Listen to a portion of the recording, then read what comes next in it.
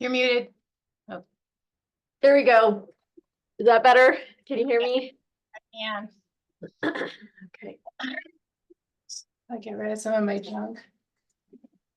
My background junk. I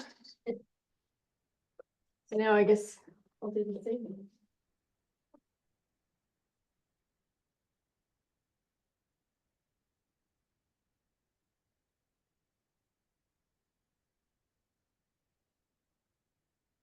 I'll do this safety moment if nobody has one.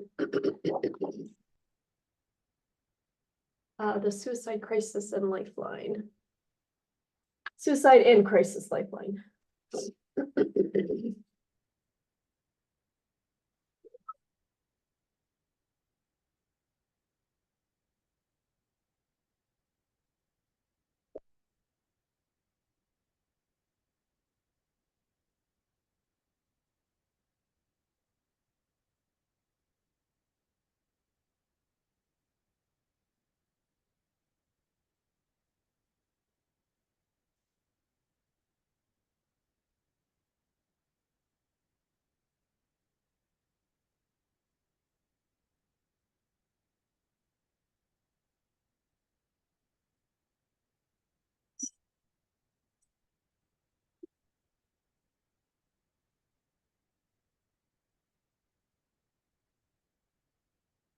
Thank you.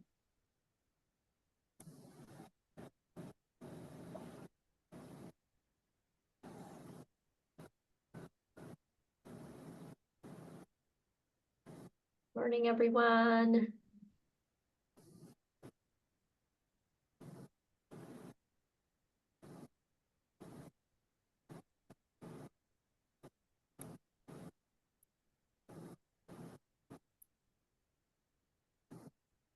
Good morning, everyone. Morning, Kent. Kent, I don't know if we've ever met. You look like you are a CTE person. Yes, I'm the CTE manager for the North Slope Borough School District. I work. wow. I've worked a lot with Cari last year within CCER. So Excellent. Nice to have you on. thank you.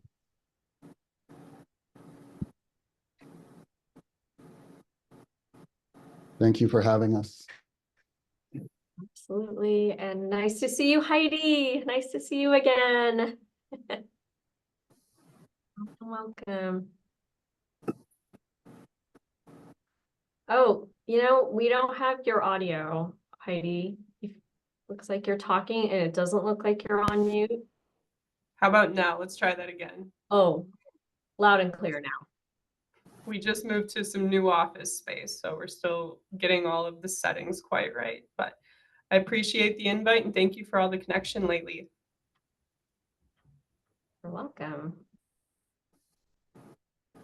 Heidi is with the Department of Corrections and does training and workforce development for their patrons.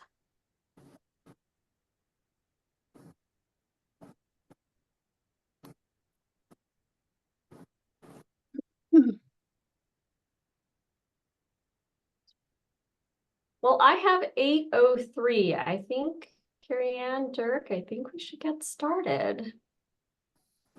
So Yes. Good morning. Yep, good morning, everyone. My name is Mari Sell. I'm the new executive director of the Alaska Workforce Alliance. I think Cari-Ann will talk a little bit about some organizational changes at the Alaska Safety Alliance when it's her turn to be up. I want to welcome you to the Business Education Compact meeting for September. The BEC is a monthly forum. We meet the second Wednesday of every month right here on Zoom, except for next month. We're going to meet in person. We're a forum that brings businesses together with trainers and educators in the workforce development community to discuss all of the issues that are top of mind for those of us workforce development folks. Before we get on to our topic, just a few housekeeping announcements. In a minute, I'm going to ask for a safety moment. So if you have a safety moment you want to share, be thinking of that. If you have any general announcements, please email them to me after the meeting. And if you aren't receiving notices for the BEC meeting, you can either shoot me an email, or I'll put actually a link in the chat here in a minute to make sure that you're signed up for BEC announcements. And if you received yesterday's meeting notice, we send it through a tool called MailChimp, so it doesn't go through my Outlook directly. You might have to go to your spam filter and make sure that it's accepting MailChimp notices. If you receive that notice, that means you are on my list and you will continue to receive notices. Today we are, it's kind of a special session. We're really excited to introduce/reintroduce Alaska's workforce future. We were calling it Workforce 2030, but we tweaked the name a little bit to give ourselves a little more latitude in terms of timeline. So this is Alaska's cross-industry workforce plan, and this is your opportunity, our opportunity to talk about it. It has not been finalized, but we're calling it the last call feedback session for this plan. And so we have to kind of kick us off. We have Mr. Dirk Kraft, Executive Director of the Alaska Workforce Investment Board, as well as Cari-Ann Carty, our CEO of Alaska Safety Alliance, will give a few short remarks to kick us off. Okay, but before we do that, does anybody have a safety moment?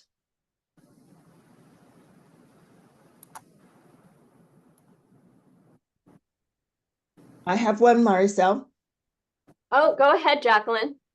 Well, I just want to say, be careful when you're in a building to look at the doors and the exits. Yesterday, I was at a meeting for Launch Alaska at the BP Energy Center, and right as we got started, somebody went through the wrong door and the fire alarm went off. And so we had 45 minutes in the rain before our event could even start. So safety is all about slowing down and making sure you're doing going out the right door. So that's my safety moment.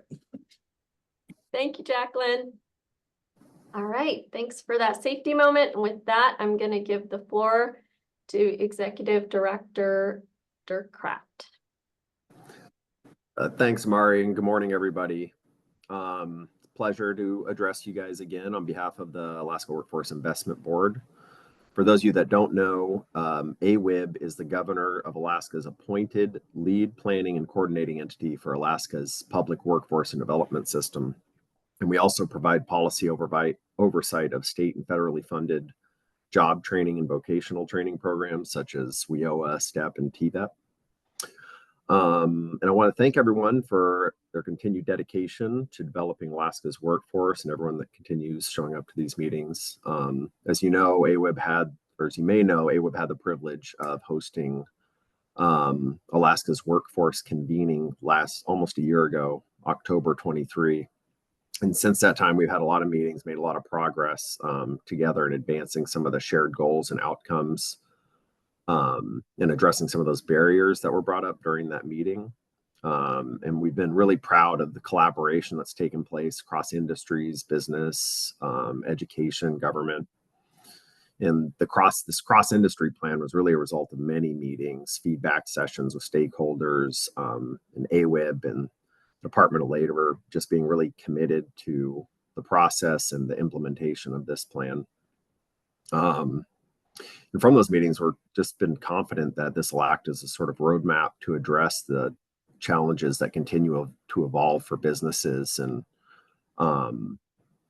as they work to address some of those the challenges as they change more in the future. You know, we talked at the convening that a lot of this was problems everyone already knew about. We know what the issues are, but it changes, it seems, with every new rulemaking or new federal change or new money coming to Alaska. It's always evolving, so we have to keep changing the way we do things as well. But from that, there's just so many opportunities for Alaskan workers in the coming years. And we're really looking forward to continue to work with Safety Alliance and other stakeholders to strengthen those partnerships and create and connect Alaskans to these new programs. We really believe it's just so many opportunities, and it's never been a better time to be an Alaskan, ready to work. So if you could also please join us on Safety Alliance colleagues on October 25th at O'Malley's on the Green, calling it the Workforce Convening 2.0, where we'll begin the process of planning the implementation of the plan you're going to hear from today. So again, thank everyone for the call and your commitment to being here in these mornings. I know it's a passion project for many of you, so it's really inspiring to see. So thank you all very much. Thank you, Dirk. Cari-Ann?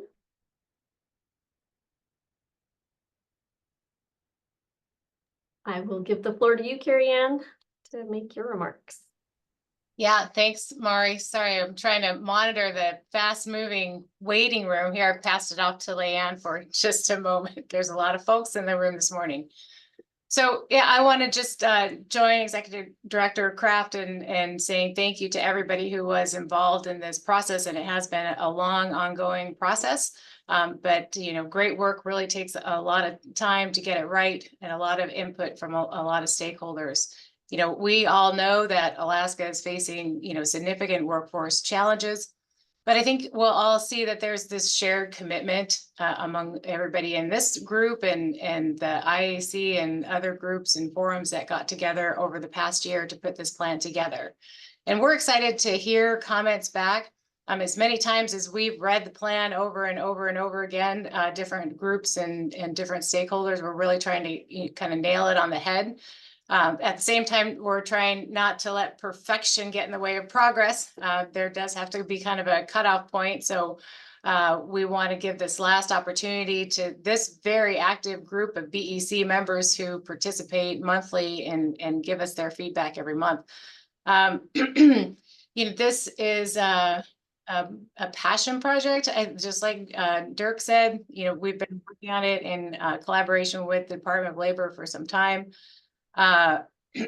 We had quite a large group of contractors that helped us, and we're super excited to be able to share this plan in its final draft with everybody today. We've started to receive some comments back from you guys via email, which is great. We'll start compiling all of those and looking through them and determining how we can tweak and add your valuable comments into the plan.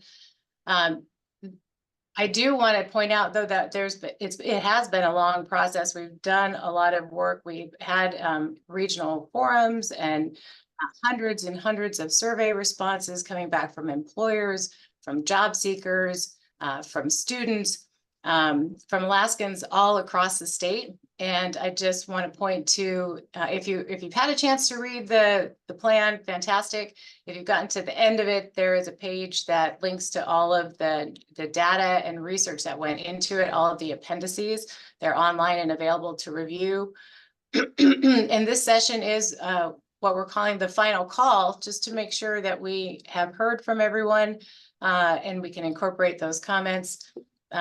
There are several goals that are outlined in the plan that came really right out of that first convening in October of last year, or directly from our surveys and forum groups. These are your comments condensed and combined so that we don't have hundreds of pages of a workforce plan, but have some very direct strategies linked to some very specific actions that we can take as a group, as a state. And, I think if you read through them, our goals, are to enhance career awareness and pathways. That was something that was reiterated over and over again. To develop, a skilled and qualified workforce, of course, is the major goal of the plan.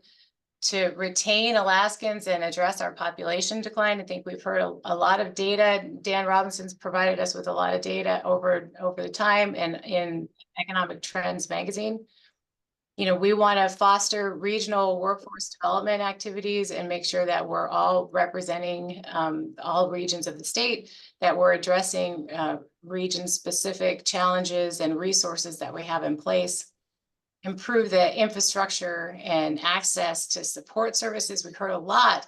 We've done some special sessions on those support services like childcare and housing, transportation. We've had whole BEC meetings about that, and we've tried to incorporate all of that discussion in places throughout the plan.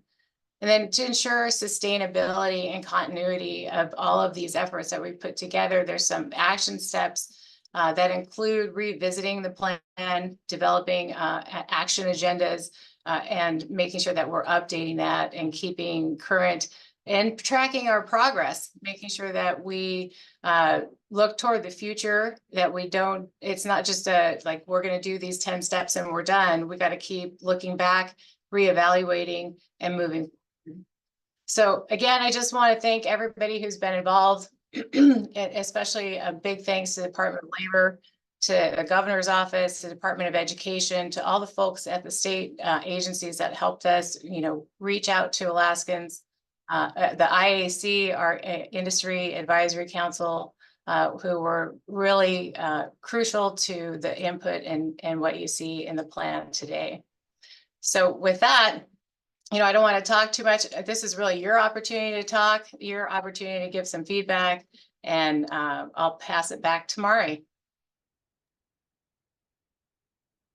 Thank you, Cari-Ann, for that introduction. I did put a link in the chat.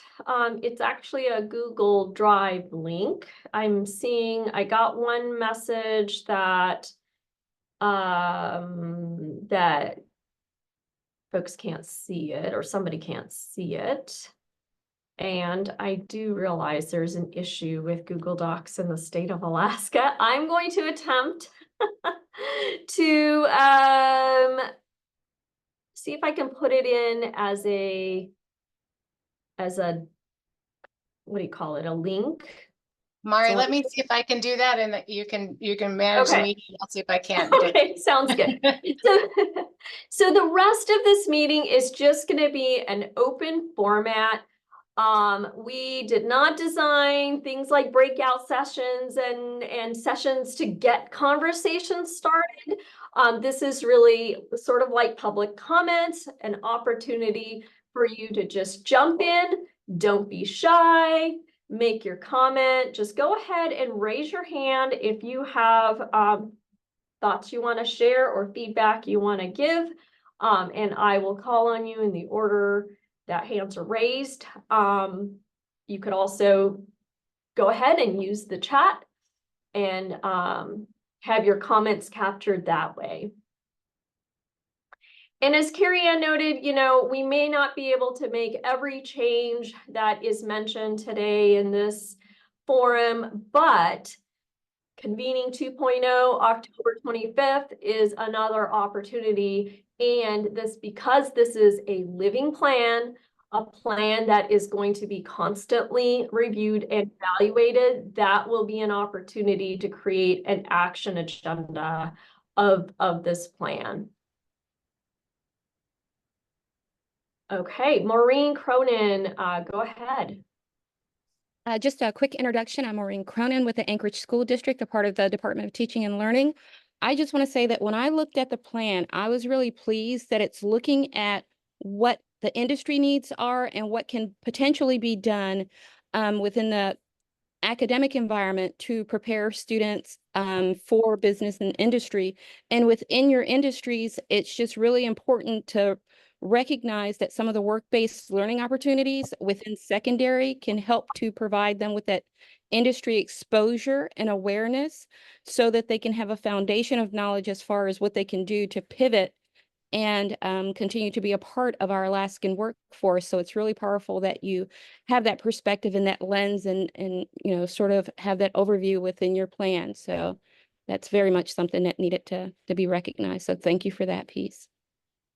Thank you, Maureen. And I think the partnership between industry and secondary also post-secondary is so critically important, and hopefully we're going to be continuing to build those partnerships into the future.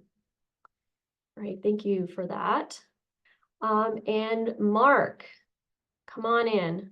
Yeah, hi, this is Mark Roseberry. I work for ICAS at Nupia Community, the Arctic Slope, and we also have a tribal school, Carty Academy. And a couple comments I did send in with an email, but what I did see missing is there wasn't much mention of working with tribal governments. There was municipalities, there's other things, but we have 229 village tribes. We have 2 regional tribes, which is one is ours, ICAS, and Nupia Community, the Arctic Slope, and the Tlingit Haida. And we have tribal funds that if we're working together in partnership that can come in through grants or specific things that are designated specifically for tribes to support career development and everything. The second piece that I had also mentioned is looking at there's some migrant ed funding that might be for younger crowds. I know a lot of school districts use that, and it's for in Alaska, it's for subsistence activities. I mean, it can be used for careers, but those who do subsistence activities can be counted towards getting those migrant ed funds, and that could be another source of funding for career development and development of education for people here in Alaska.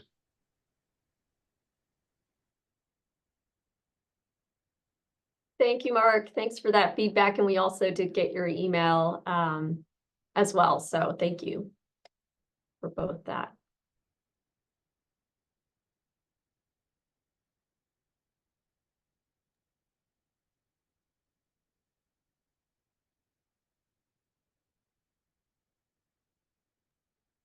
Can I ask one other question? I mean, Absolutely. one of the biggest challenges we have the urban areas and training and things like there is not quite as expensive. Then we have the rural areas. That's always a challenge. And the rural areas are a big part. I know here we're working with the North Slope Borough to develop that technical training center in Prudhoe Bay.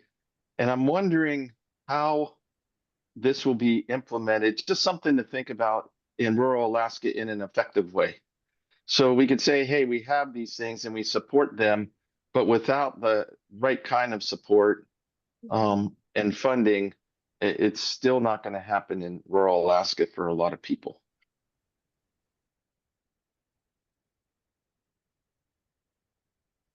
You mentioned funding, Mark. Part of this is,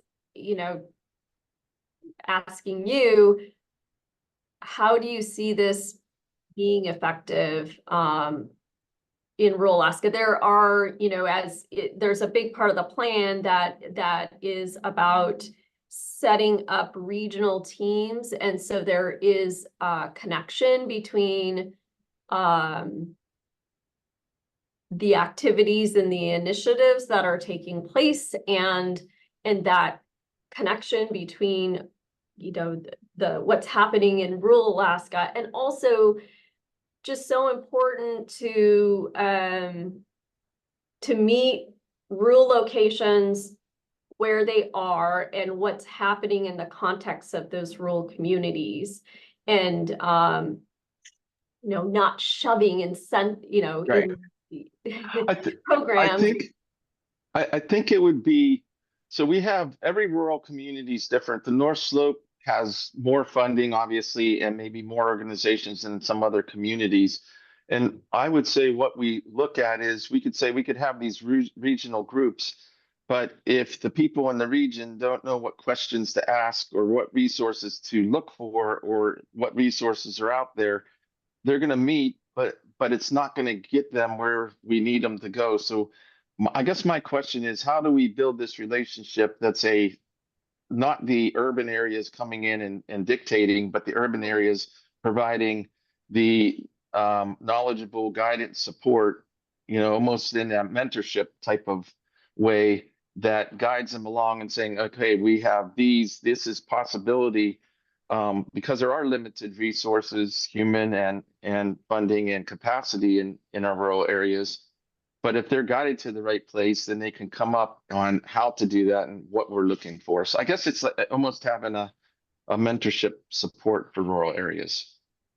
Yeah, Mari, if you don't mind, I see Dirk has his hand up, but I want to kind of address that, you know, in the kind of the philosophy of the plan. We did want to address the regional aspect, but we didn't want to prescribe. So exactly to your point, Mark, that every region is different. So how that comes together in that region is going to be different based on their, in particular, resources or challenges. So exactly like you're saying, we're looking at ways that we, you know, in urban areas can support regional, or, you know, villages or, you know, our more rural areas in the state without dictating, like you said, without dictating what it is that needs to happen, but really looking at each individual group and how we can assist. And I think Dirk will probably have some comments there too. Yeah, thanks, Cari-Ann. Mark brings up an excellent point. We've heard a lot of this the last year, not just the increasing awareness, which is always a challenge, even with this plan. It's hard to really, you know, as one entity, increase awareness. You really need to force multiply and, you know, talk to those leaders in the communities and get that information out in the most efficient way possible. I know we, through our state grants, we can provide a lot of training services to participants. We can fly them in from these communities and get the training done. We have funds for that. But one of the criticisms we've heard from the last couple of years is bringing those training opportunities out to those communities. It's sometimes a bridge too far to get all that organized and bring people out of the communities for these long training trips. So both out of a response to the feedback and necessity, I think that's going to happen more in the next few years. It's that's why the regional connections is written into the plan, but we're hearing training providers are trying to think creatively ways to actually bring the training out to these more rural areas. So it's sort of alluded to in the plan, but it's definitely been talked about. Sir, can I ask a question? Is it possible what portions of the training can be done by like a Zoom meeting and things like that, where there can be a blended? Cari-Ann might know more of that, but the RTI, there's certain, you know, occupations that have RTI that can be done, you know, through that, through Zoom or remotely. There's some jobs that you can get a lot of the training done there, and it's just the testing that needs to be done. Yeah, I would in a certain community. Sorry, Dirk, I thought you were wrapped up there. I know we have a couple of our NCCER instructors online, I think, that could talk to how that curriculum supports, you know, some of the trades occupations, and that a lot of that is online and the testing is online, even though a lot of the actual training or learning how to do those trades is on the job training, you know, supervised by level training or during level workers. So there are opportunities to do that kind of blended. And you know, I just wanted to share an experience, you know, just earlier this week, our executive director of Alaska Safety Alliance, Naomi Ducharme, she went out to one of our regional areas and, you know, visited with the training center there and really talked with the director there and tried to figure out what we could do to help. And he was really just so overwhelmed with kind of the bigger life problems that his students were dealing with, that it was really difficult to have even a conversation about the training, the trades. They have a beautiful shop with tons of equipment that they really just don't have even the capacity to set that up.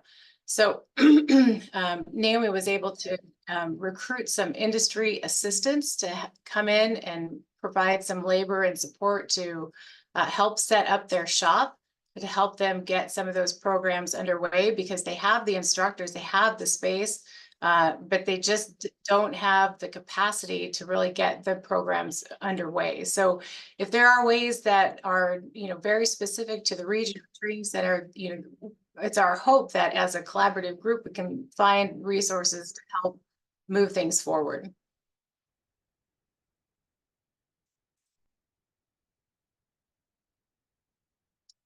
Thought I saw someone's hand up. Yep, I saw Jacob's hand up, but I think you had Jacob, it looked like maybe you had to, there you are. Come on in. Hello.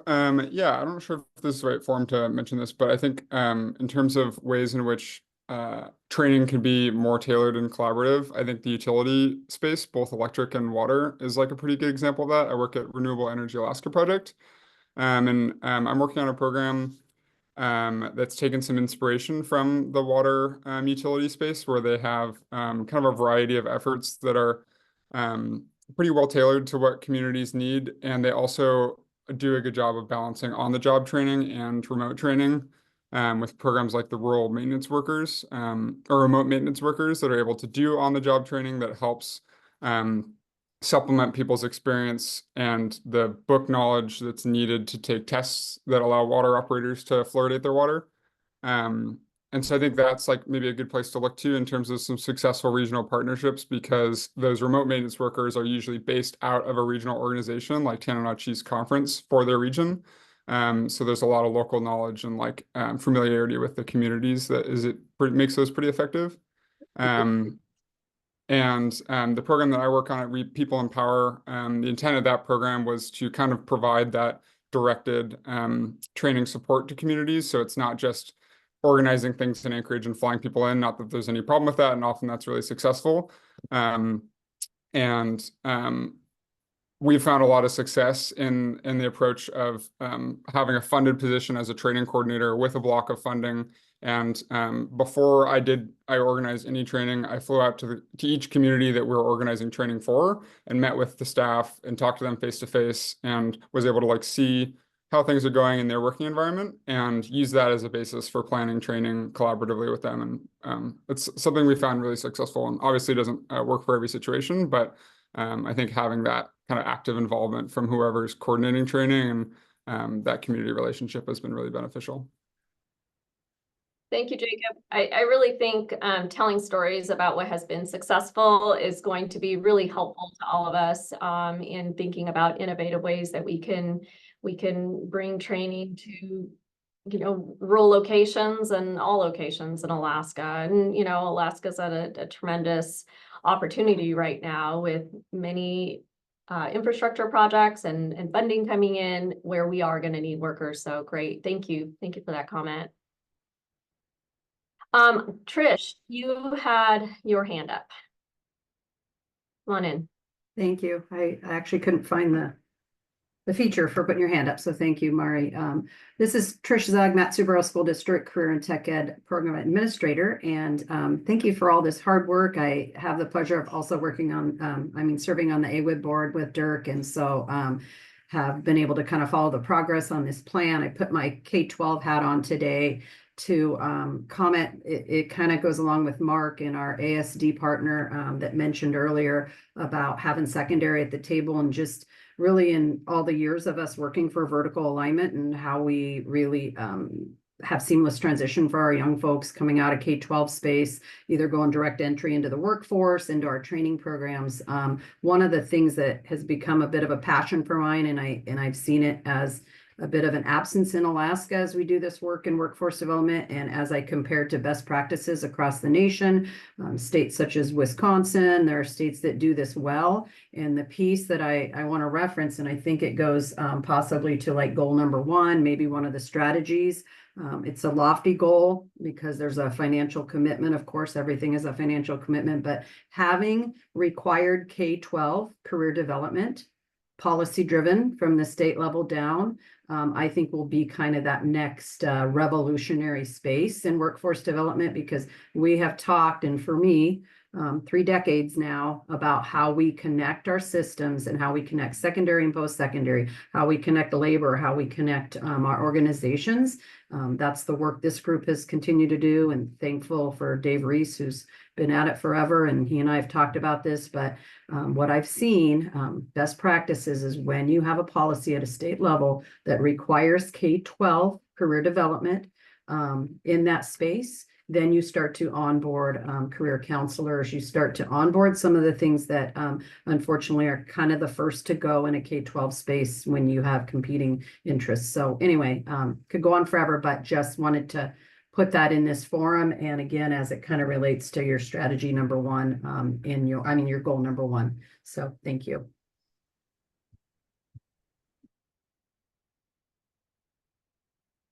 Thanks, Trish. I felt like I think it's in our plan to have establish some policies, and I was looking for and maybe the way it's worded is that is putting some requirements in for career awareness training. Cari-Ann, does that ring familiar to you? I think, just articulation around required vertical alignment from K-12 spell up, and just really required vertical alignment, policy driven. And again, to desire it and to, align it. And like I said, that may be a lofty goal, but I just want to kind of put out here that when you look at states that do this well and they connect their systems, it is required that they have that in that space for vertical alignment. So, Thank you. Yeah. Well, I'll take a dig. look. I'm admittedly not as familiar with the document, so I'm digging in a little bit more than I would have, thanks to this forum. So anyway, I'll look for some areas where it might be mentioned and help if I can. Thank you. And thanks, Trish. I'm going to follow up with you in about the Wisconsin, just the model in Wisconsin. I think that would be really helpful. I appreciate your comments. Thank you. Okay, I'm going to just go into the chat because I don't see any other hands raised. Let's see. Terry says, Terry is asking if there are any IAC members online, how would be great to hear about your experience of how this plan came together since you were engaged through the process and what you're seeing as opportunities for next step in implementation. And Cari-Ann, can I task you with looking for some IAC members that might be online while I go down the chat here? Don't want to put a bunch of people on the hot plate here, but Carol Wren, Christina O'Connor, Adam from the commissioner's office. Let me see who else we have. All of you were involved in these conversations. Heidi Olson also says that if you have any questions regarding the Alaska Department of Corrections vocational training capacity or interest in discussion about future involvement within our system, to please reach out to her.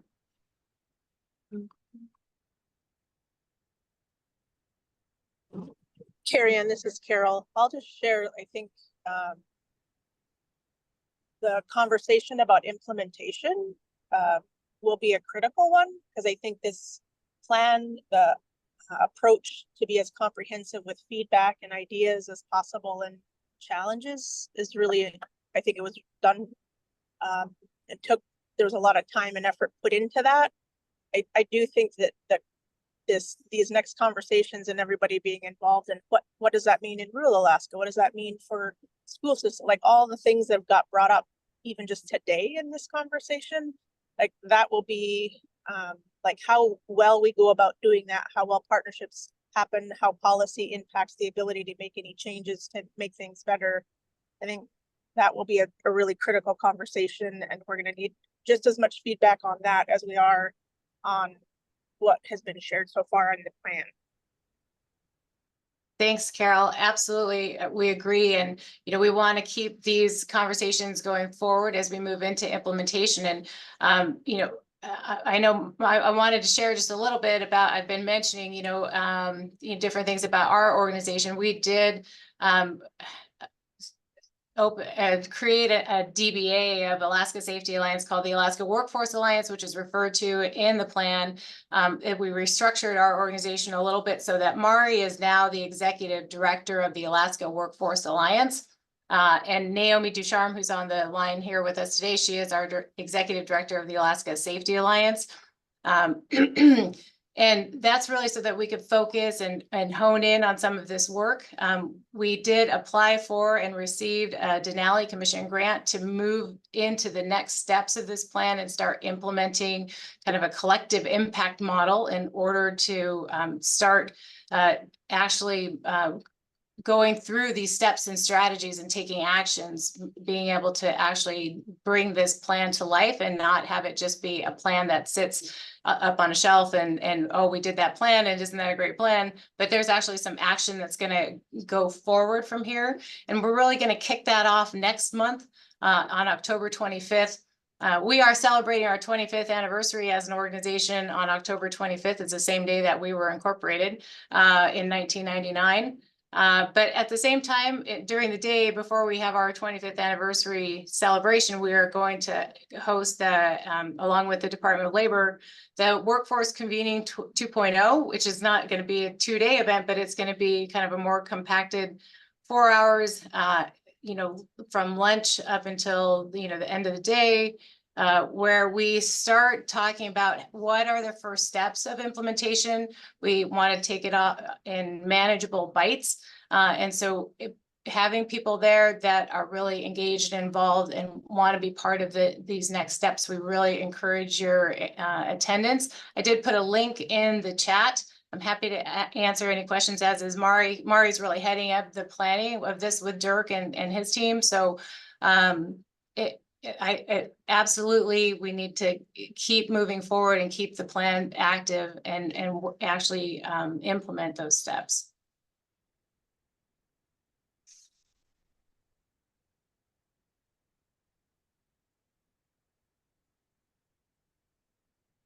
All right, go ahead, Terry.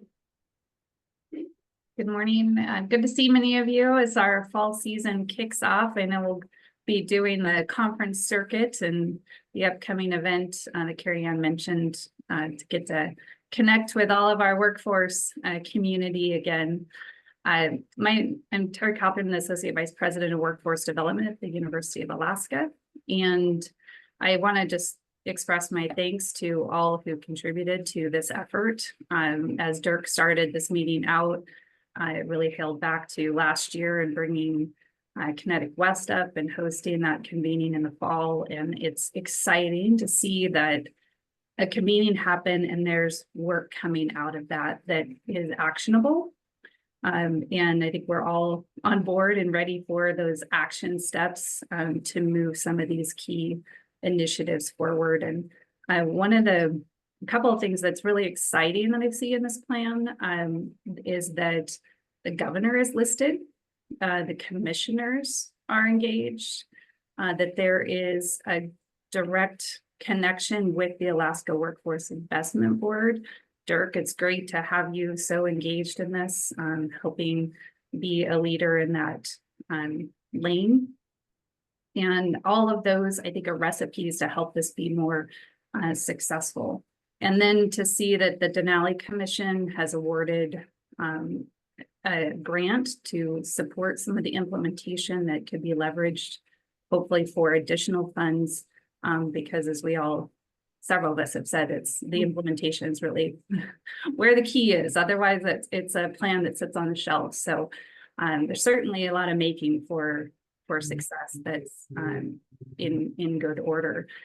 One of my the one piece I did see is that the Alaska Career and Technical Education Plan is mentioned, which is wonderful in many aspects. It's been around for a long time. I know that Senator Bishop often holds it up as the Bible. Literally, he said that in legislative hearings. And in that plan, the commissioners and the university president were a key part of that. And so it's a good one to reference. My one question, maybe Dirk will have some perspective or others on the line. There was an action agenda published in 2018, but since then, there hasn't been another one. I don't know that there's one in the works, and some of us have talked about, rather than putting energy towards reinvigorating and updating that plan, do we shift focus and really be fully on board with Alaska's future workforce in this plan. And so I think it'd be great to reference it, but as a living document, that might be something to just look at further before it is referenced as a living active document.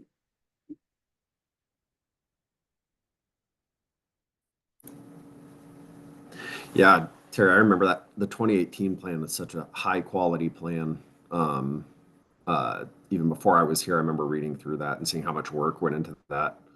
And with a lot of those action items and the ones here, I think what's important to note is that none of these are just home run ideas. Like we're going to see results in 3-6 months. Some of these, you're planting, you're building programs, and you're connecting and aligning career technical training to K-12 education. It takes time to build those programs out and really see the growth from that. And it takes just consistency, and leadership and following through on some of that. I know Trish brought up Wisconsin. I just talked to them a couple weeks ago, and their K-12, how they align, they do, youth apprenticeships in K-12 space. So they start, building towards those trades, building hours towards those trades before they've even graduated high school. And it's just one way you can build those pathways. But like I said, it just takes time to really build those out and, keep referencing back to that plan as we do it.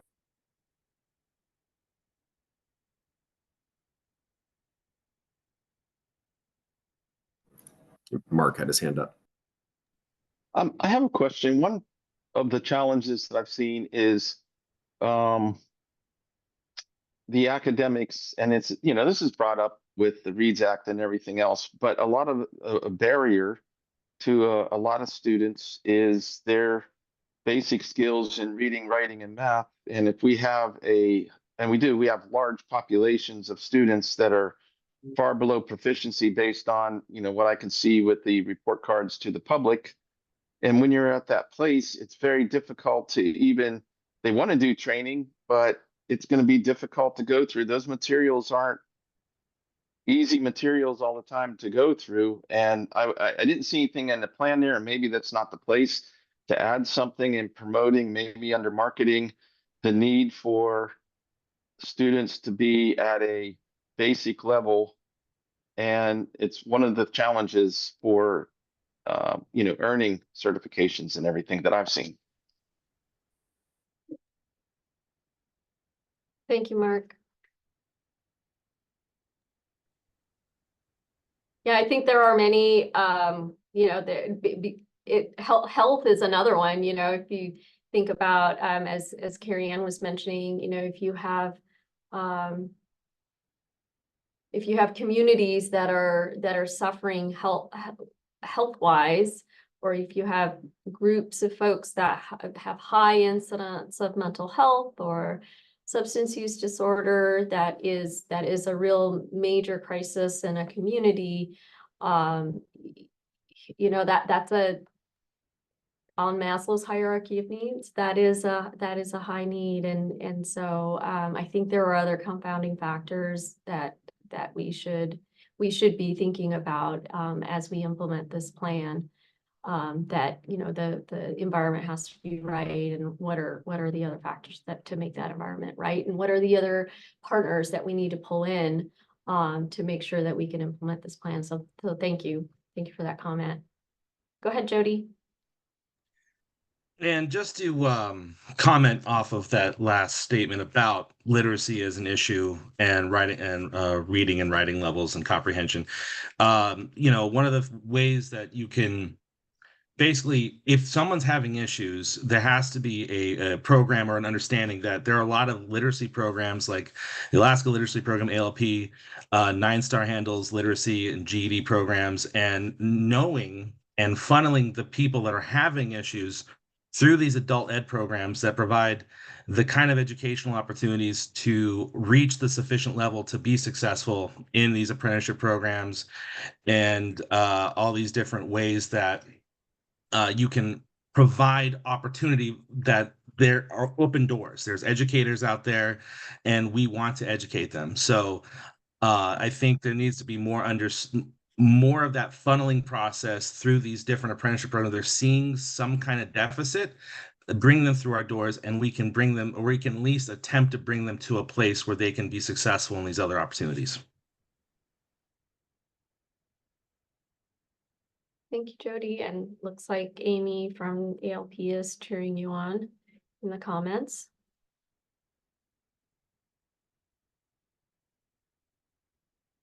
Okay, there's another comment from John Woodard.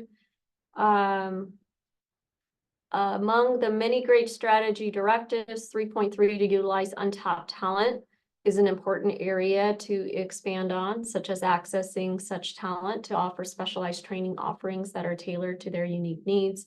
Each of these untapped groups come from a variety of demographics. Also, the draft references tapping the formerly incarcerated group of persons who can access job training while they're back in the community. Another aspect of this could include providing access to training for persons who are currently incarcerated, which would be beneficial to them and stakeholders prior to release. Cari-Ann, do you want to jump in with your comment? And then also, I don't know if Heidi Olson is still online, but that is the heart of her work. Right, yeah, Heidi did have to jump off a little bit ago, but ASA has been working with the Department of Corrections to deliver NCCR training curriculum in the facilities for people who are currently incarcerated. And, you know, we just happened to have this year an applicant to our scholarship program that is going through the IBEW apprenticeship program, and she had received her initial electrical training while she was incarcerated, and then was accepted into the IBEW after she was released. And she really has a goal of being able to give back to people who are going through that transition as well, and hopes that she can teach people how to make that transition and give them some skills in the future. So some of that work is being done, you know, and we need to find ways to be able to expand those little pockets of success to a broader group of those folks. And really, we are excited about the conversation going forward, and hoping that we can be able to tap into all of those populations, since we want those folks to come out of incarceration and be successful, to be contributing working members of Alaska. So thanks for that. Cari-Ann, looks like Tara also wanted to mention that CERC in Southeast, CERC in Alaska's adult ed program, we have classes and offer tutoring to assist students support through this process, referencing what Jody was talking about. We also have a great relationship with the UAS College in Career Ed and Trades.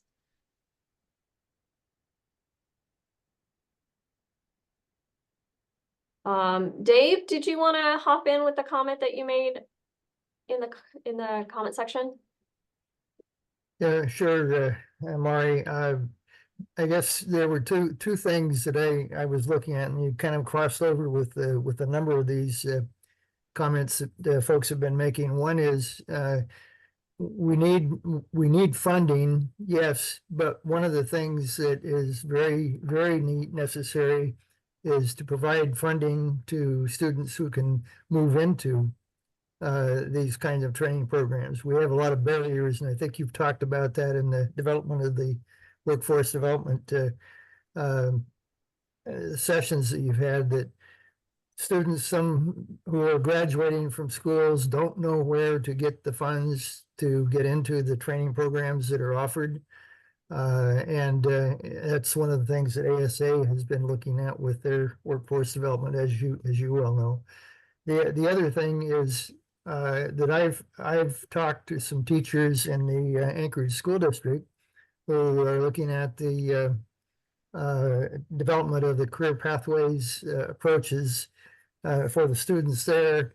And one of the concerns that individual teachers at least have had is sort of we seem to be moving away from the academic approach to needing to go into more focus on careers.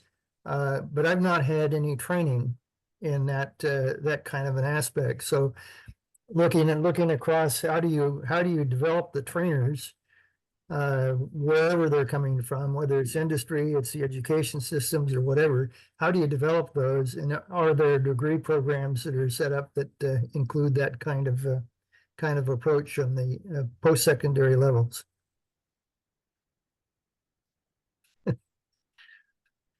The big task, Dave, and yep, it is something that is addressed in the plan to some degree, increasing the number of CTE teachers and training for CTE teachers. But yeah, we have a lot of work to do.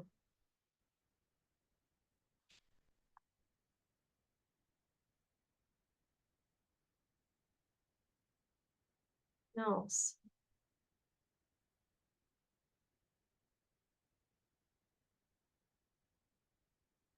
Hey, if I can jump in just for a second, I put in the comments that we have lots of CTSOs going on. We have HOSA, FBLA, FCCLA, and then I'm in the state director for Skills USA. And so if people are wanting to get involved with workforce development, this is a great way to do it inside of our schools and then get that exposure to industry partners. Last year, we had 168 participants in Fairbanks. This year, we're doing our program in Anchorage with UAA and King Tech, but we are going to be looking for judges. We're going to be looking for donors. We're going to be looking for people to donate their time to that. But it is a fantastic way to get kids into the workforce. Even though we have concentrators, like Dave was just saying in our academies, if students compete in what they are going to go into, they are 2 times more likely to go into that field. So any support that you guys can give to our student-based career organizations is really helpful. And the other thing that I want to piggyback on that Dave said is we need to get exposure to our traditional teachers. If you've been teaching math, algebra for 20 years and you don't know what the business climate looks like, we need to get you exposed. So if you are a business and you're thinking, I am willing to let a teacher come out and job shadow me for half a day or a weekend or whatever, please give me your email because I'm forwarding that to teachers and allowing them. I know we've had good responses from IBEW and other places. So if you are willing, if you're a business and you're willing to have a teacher come out and job shadow you so that they can better prepare their students, please reach out to me because that's what I'm promoting. Bye. Thank you, Keith. And let's touch base off meeting and really help you push those 2 messages. We have a database of many member businesses that, I think want to participate. And if they know how, and we can connect them with you, you can find some success there. And yes, CTSOs, let's promote those CTSOs, find you those judges, find you those sponsorships, and give the business community an opportunity to shine in front of their future workforce, which are your students. Hey, Mari, I just want to say, great job, Keith. I was a member of a CTSO when I was at King Career Center way back in the day and found it incredibly beneficial to my working life, even all the way through today. One of the things that we did in our group was competitions for impromptu and prepared speech. It's helped me throughout all my years of having to get up in front of a microphone. So those competitions, I think, can really build confidence and skills, and we're here to support that. We'd be happy to lend you a hand however we can. And if you've never been a judge for a CTSO event, it is so fun, and you walk away so inspired and confident that the future is in good hands when you work with those students. So yeah, it's pretty awesome.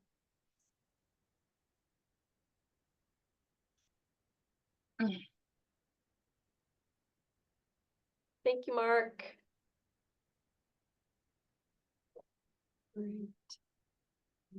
Don't be shy. Any comments or thoughts you have on the plan if you haven't had a chance to speak up? Well, while we're waiting for someone to raise their hand, Mari, I just want to say that I did put a link in the chat. I'll put it in there again so that we don't have to scroll back and find it. But that takes you to more information about the upcoming Workforce Convening 2.0, which is again going to be October 25th at the O'Malley's on the Green. So we'll come have some lunch, have some good conversation. We'll have some working groups and breakout sessions and regroup and hopefully get a jump start on an implementation. Cari, this is Bill Bieber. I just wanted to kind of follow up on some comments from Dave and maybe address some of Mark's concerns and questions as well regarding delivery of remote training, to the outside regions. I've had a number of groups approach me about, counseling them on how to put programs together and things like that in these remote areas. And the first question that always comes up is, well, what is the volume of the students, right? Because that tells us everything. And when you talk about the volume of students for a specific project that's coming, by the time we go through all of the logistics and the costs and things involved in setting up what is now going to be what we call a one-off class, not really a training program, but more of a one-off class, the numbers just are hard to make sense. But when we sit back and we talk about it a little further, coming to Dave's aspect was the biggest bang for the buck for training really comes from those high school programs, really comes from those trades being implemented through the high school, because you already have all of the infrastructure in place. So all of those costs are already there anyway. It's a matter of securing the instructor. And there again, when you're talking about remote delivery of training programs, instructors, I mean, it's hard to find. And when you do these one-off classes, in order to compensate them to do these classes are, pretty significant. So just to kind of circle back, a lot can be gained, and you'll hear me with this mantra all the time, but a lot will be gained by once again returning these trades kind of opportunities back to the high schools. And I'll just leave it at that. Thanks, Bill.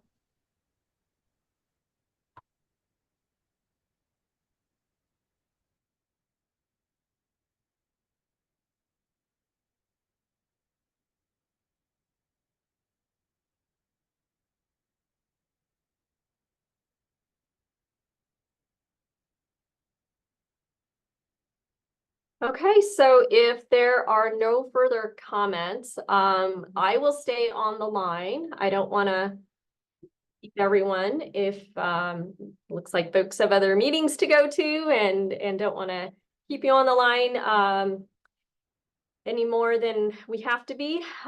We will be summarizing the comments that we heard today. And again, you can see on my screen here that Workforce Convening 2.0 will be taking place in person in Anchorage at O'Malley's on the Green on October 25th. If you're from out of town, perhaps this could be a travel day for you, as we have a full day convening, and then you can consider staying into the evening for the Alaska Safety Alliance's 25th anniversary celebration. Between 12:30 and 4:15, we will have a working session. It'll be about an hour of introduction and presentation, and then we'll have two working breakout sessions to again set us up for implementation of this plan, identify partnerships, etc. Followed by a networking cocktail hour.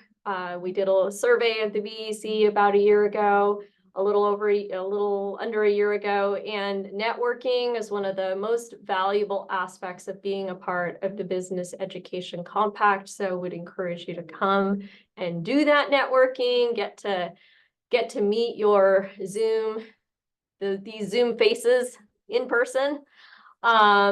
And then again, consider staying for the evening gala event. Can I call it a gala? It is, I think we're calling it Carhartt to black tie, Alaskan style celebration auction fundraiser for Alaska Safety Alliance. And the proceeds from the auction go to our scholarship, which funds these kinds of trainings that we're talking about here today. Yeah, Mari, I just want to reiterate that auction, we've had this scholarship in collaboration with the Alaska 529 for a couple of years. This is our second award year. 15 scholarships were awarded this year. And really our goal for building up the scholarship fund is to make it, permanent, that we have it on an ongoing program that we can fund more people to go through. And I just want to, point out that our scholarship is a little different than some, in that it supports short-term trainings, apprenticeship programs, any type of training that's going to get people, into the workforce. We'll consider giving scholarships for that. We've had people that are going to ABTech to get their, mate's license, folks that are going through apprenticeship with one of the unions, as well as folks getting their master's degree applied to the program and been awarded a scholarship. And we're really proud to be able to offer that and appreciate the collaboration with Alaska 529 and of course, all of the donors that have been providing excellent gifts. We have a couple of Alaska Airlines tickets. Thank you to Alaska Airlines. We have a Seward travel package and a set of 4 tires and Mountain Balance winter tires from Alaska Tire. Just all kinds of really great things, and people really seem to be willing to give, which we're super excited to have such a great, generous community helping support that effort. So we'd love to see you guys there, and that registration is open for tables of 10 right now, and September 20th we'll open it up to individual registration. Nate, we do have a one-pager with scholarship information on it, both we have a fundraising one-pager, and we do have information for students that want to apply for the scholarship. So we'll make sure we email that out to you.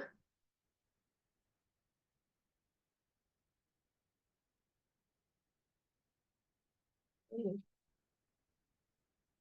there anybody else that would like to make a statement before I dismiss everyone for today's meeting? Colleen, you unmuted. Thank you. Yeah, thank you. And just quick comment, I appreciate that emerging technologies are called out in there as well. And all the great conversations that were happening today around reaching people who are maybe marginalized or not normally considered in the workforce. So appreciated those conversations today. Thanks, everybody. Thank you, Colleen. It looks like Naomi added that flyer to the chat. So thank you. That real quick if you need to. Adam, it looks like you unmuted. Did you want to jump in? Just really briefly, as we've been looking at the plan the past year, and I know that so much work has gone into this, we're very grateful for all of the feedback that we've received over the past year and all of your engagement that you guys have been involved with our department and with the Safety Alliance. We're very grateful that we're all working together towards the same goal, and that was really a big focus for the plan, that we bring all the stakeholders together, get us out of our silos and having us work together. And so what I'm most excited about from the plan is the partnerships that we're going to build over the years ahead. And so that's something I'm looking forward to the most. And I know that I speaking for us in the department, I know that's something that we can do into the future, and hearing about the partnerships that currently exist, and looking forward to building more of those in the future. So thanks again for everybody's input, and thanks for supporting the plan and this effort. And we look forward to the convening 2.0 next month. I know I'm looking forward to participating and hoping to continue to drive this forward and work on implementing the strategies that we have here in the plan. Thank you, Adam. Just really appreciate those comments, and thank you to you and Commissioner Munoz's participation in this plan. And just again, I think you hit the nail on the head that really building the partnerships is where we're going to have our success. And earlier in this meeting, Terry Cothran, Associate Vice President of the University of Alaska, mentioned that one of the key success and points of optimism she sees for this plan is the department's involvement as well as participation by Governor Dunleavy. And so thank you again.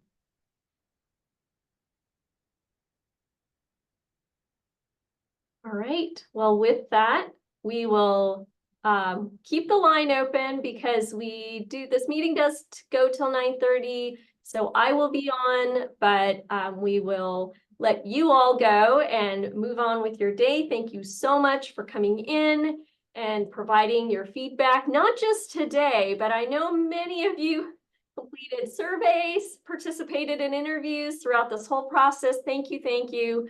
And for coming on every month to the BEC meeting.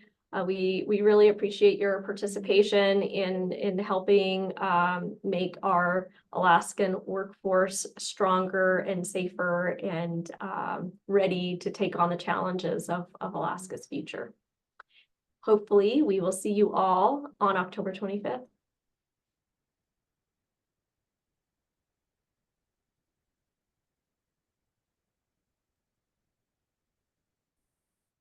Sure. This is Trish. I just wanted to take a second, is if you're still on, am I tracking correctly on 23rd evening event, 24th in Fairbanks, 25th, this possibility?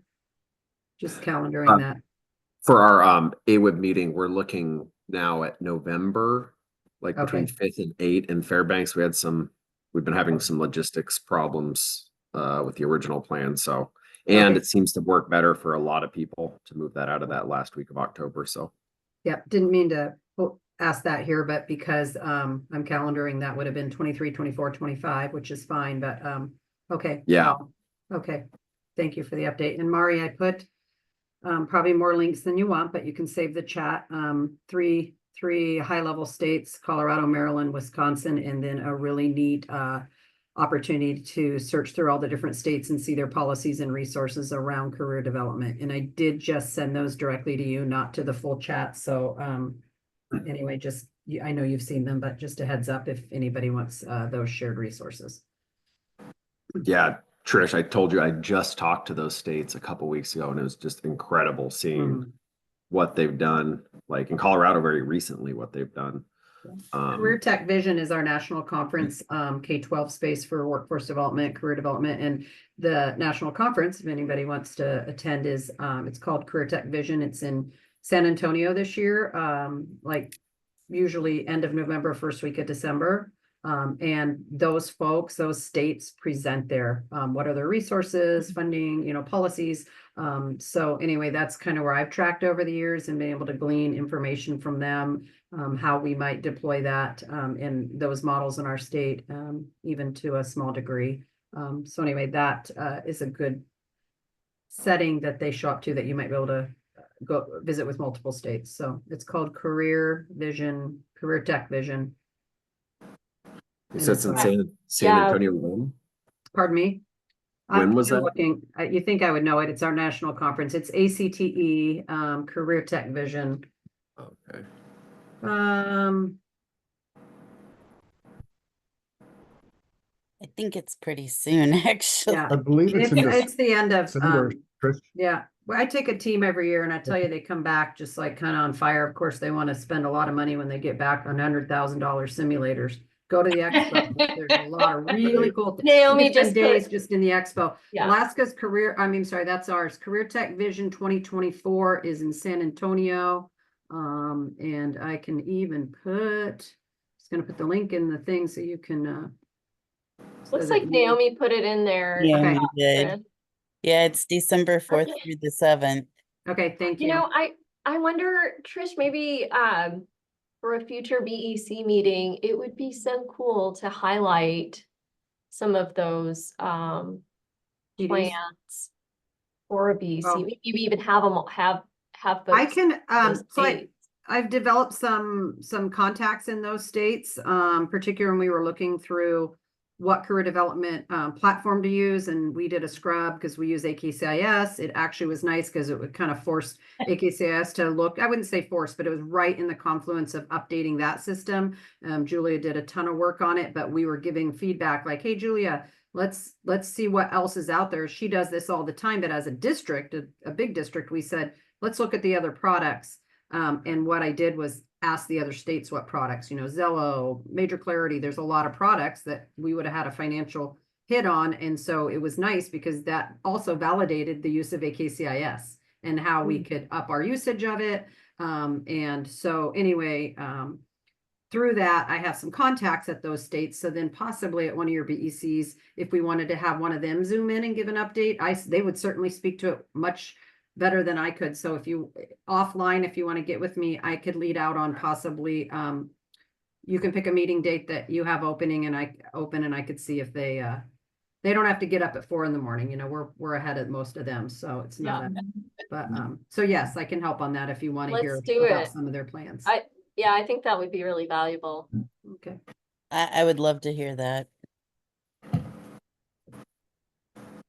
Go ahead, Julia. Jump in. This is like post-meeting casual convo. Right. Thank you, Trish, for the shout out there. I am the president for the Alliance of Career Resource Professionals nationally. And so I do have to keep up on all the different products that are out there. So yes, finding a product, I continuously change. Yes, my job title says AKCIS Partnership Coordinator, but that name could change someday.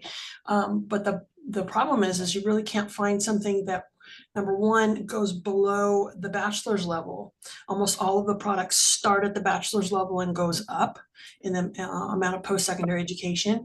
And two, finding something that will localize and be Alaska specific. The national pieces just do not answer for us in Alaska. Agreed. I think that was our, the fact that, thank you to the state and Julia for actually an ACPE for affording that for us, because it really didn't make any sense to exit that for all those reasons. But I think every time you do that good work, like Julie and I were in much deeper conversations, it kind of, so yeah, thanks for acknowledging that. That is an absolute benefit of staying with AKCIS for all of our districts. And I know all the big districts were kind of, like for one, just a micro PD, Julie and I, we got together and we're like, hey, in order for us K-12 space to use it, our instructors need to have ease of logging on. They need to have ease of use if they're going to push it out to their students. So we as a district paid for the company that writes that. We paid for a patch so that they could make logging on for and user IDs and those things. And again, those are the ideas, or those systemic at the district level. We forget that it's not going to happen with our youth if our instructors can't facilitate it with ease. I wouldn't say we forget it, but they'll remind us real quickly, this is why I'm not using it. It's taking me I forgot my password. I can't find it. I got to call 3 people. We cut to the chase, paid for a patch that now can be utilized by other districts, but that's the fluidity of AKCIS and locally relevant. So yeah, thank and you. then there is a brand new work-based learning career plan in there, and including a work-based learning activity in the career plan that acts like a timesheet. That's brand new as of this last month. I haven't got to show it just to a couple of people so far, so that's something that's new then in there. I did notice that in Alaska's Workforce Futures document here, there wasn't any lockdown on what career clusters are called.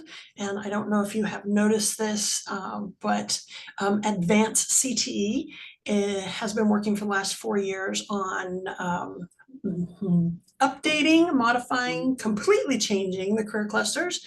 And there has been an advanced rollout, but the their formal national meeting is the end of October.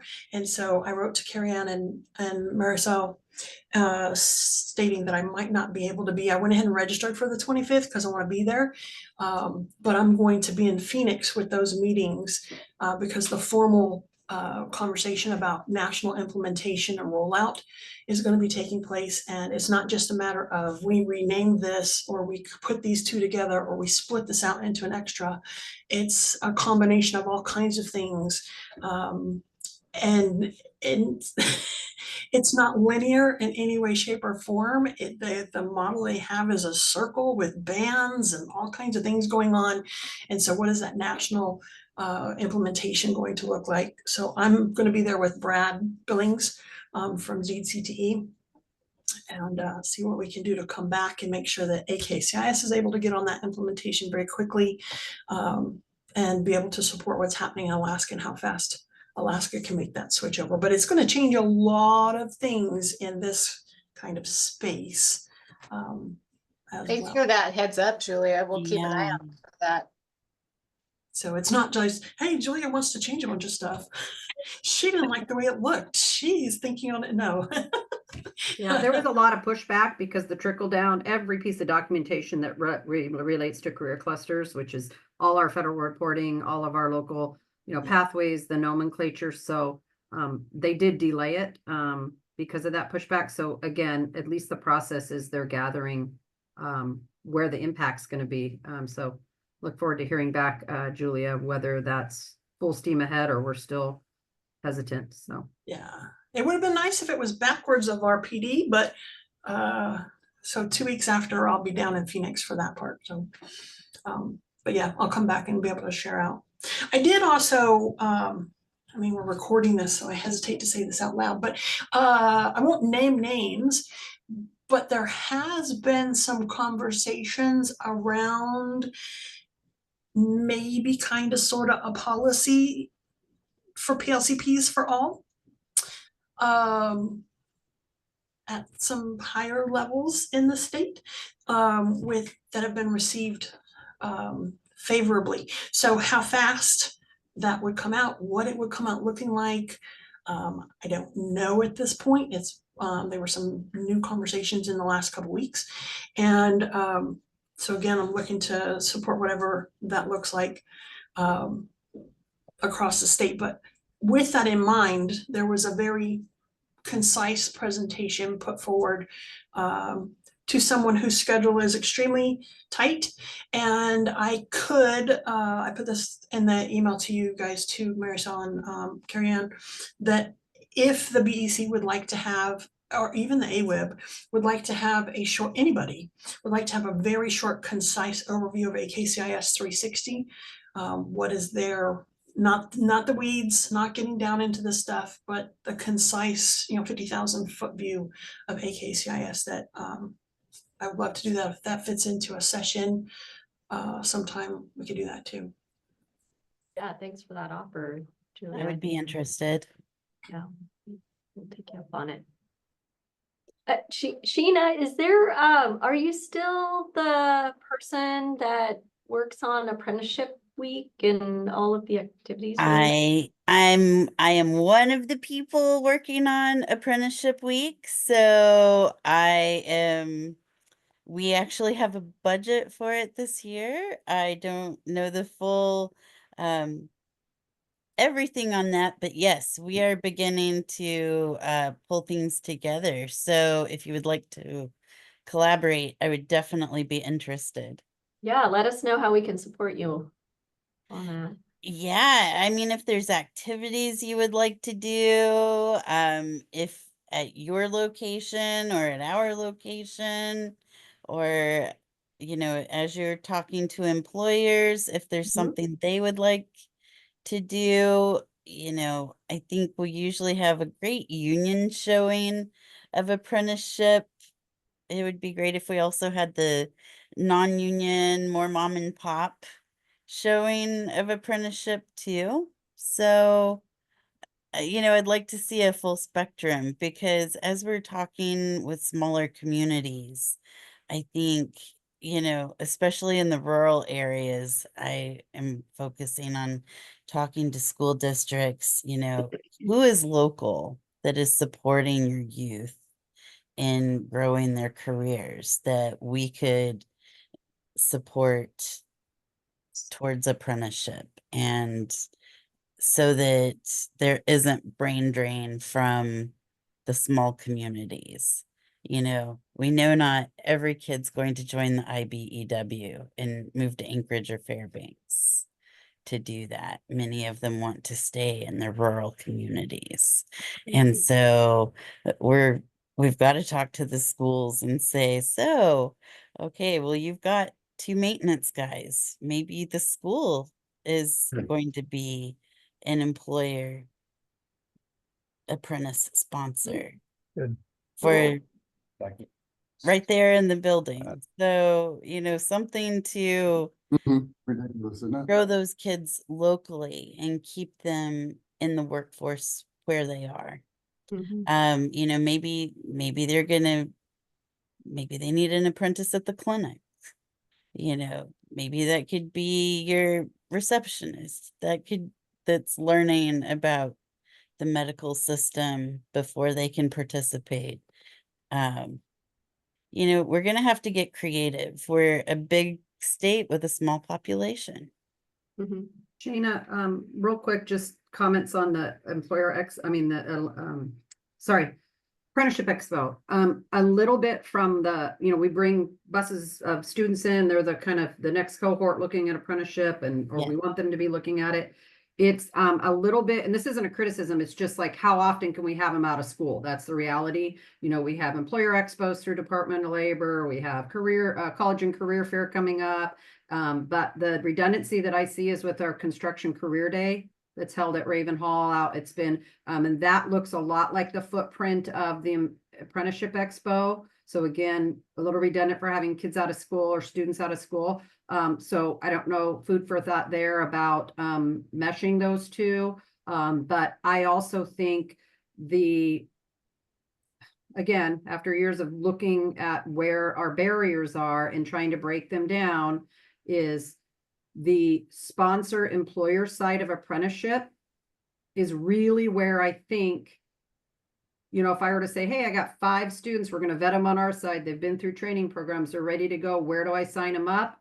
Where do they apply? Yeah. And then the answer's typically been, well, if you can go out in your community and find sponsors. And I'm like, well, we can't do both because we're busy over here training. Right. So again, just keep hammering. And I know we'll keep saying that, but I go back to Murkowski's Workforce Summit. I think Mara might have planned that. The workforce that the folks that spoke there said, and I don't know, I want to get back to this. Over 90% of the companies in Alaska are 10 people and under.